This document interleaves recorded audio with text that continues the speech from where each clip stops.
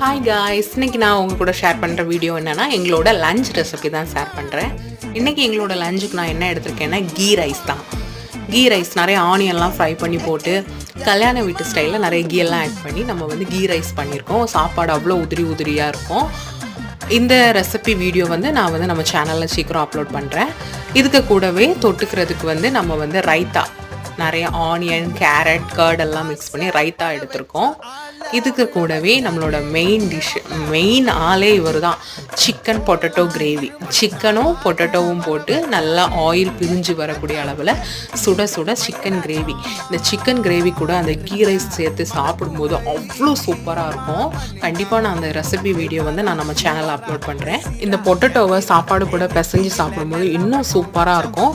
இது கூடவே நான் மில் மேக்கர் 65 மாதிரி ஃப்ரை பண்ணியிருக்கேன், அப்பளம் வச்சுருக்கேன். இவ்வளோ தான் எங்களோட லஞ்சு. தேங்க்ஸ் ஃபார் வாட்சிங். சப்ஸ்கிரைப் பண்ணிக்கோங்க.